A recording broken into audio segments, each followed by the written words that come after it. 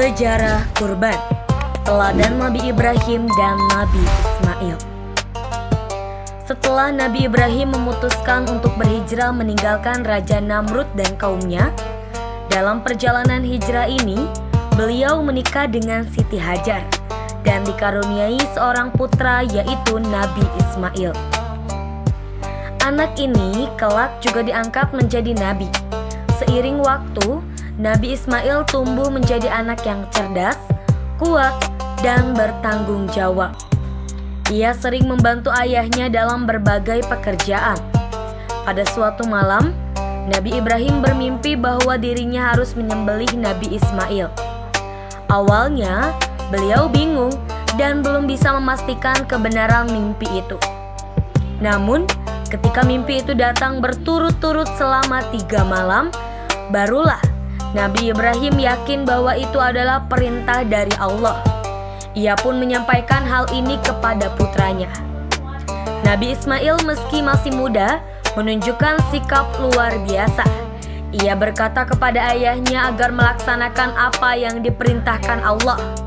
Dan insya Allah ia akan termasuk orang-orang yang sabar.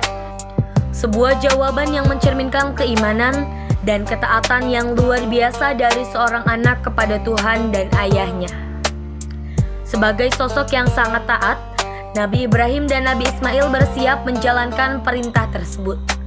Dengan penuh kesedihan dan air mata, Nabi Ibrahim membawa putranya ke tempat penyembelihan. Saat berada di Mina, Nabi Ismail bahkan meminta ayahnya untuk mengencangkan ikatannya agar ia tidak bergerak dan agar bajunya disingkap supaya darahnya tidak mengenai pakaian sang ayah yang bisa membuat ibunya bersedih saat melihatnya. Ia juga meminta agar ayahnya menyampaikan salam kepadanya jika nanti bertemu ibunya. Nabi Ibrahim dengan hati yang sangat berat menjawab bahwa Ismail adalah sebaik-baiknya penolong dalam melaksanakan perintah Allah. Setelah itu keduanya menangis. Nabi Ibrahim kemudian meletakkan pisau tajam di leher anaknya, namun keajaiban kembali terjadi. Pisau itu tidak melukai sedikit pun, bahkan setelah diulang beberapa kali, pisau tersebut tetap tidak bisa memotong leher Nabi Ismail. Melihat hal ini, Nabi Ismail kembali berkata kepada ayahnya untuk memalingkan wajahnya, karena jika wajahnya terlihat, maka rasa iba sang ayah bisa menghalangi pelaksanaan perintah Allah. Ia pun tak ingin melihat kilatan pisau yang membuatnya takut. Begitu besar keikhlasan dan ketegaran Nabi Ismail. Namun, lagi-lagi, pisau itu tetap tidak berfungsi. Allah lalu memanggil Nabi Ibrahim dan berfirman bahwa ia telah membenarkan mimpinya. Allah menyatakan bahwa itu adalah ujian besar. Allah menyatakan bahwa itu adalah ujian besar dan sebagai bentuk balasan atas ketaatan mereka. Allah menggantikan Nabi Ismail dengan seekor sembelihan yang agung. Kisah ini menjadi salah satu teladan paling agung dalam sejarah umat manusia.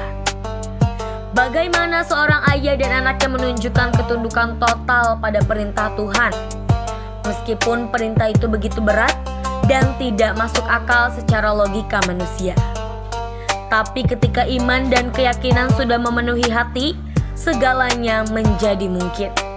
Menurut keterangan dari para mufasir seperti Syekh Jalaluddin Al-Mahali, sembelihan yang menggantikan Nabi Ismail merupakan sembelihan yang sangat agung.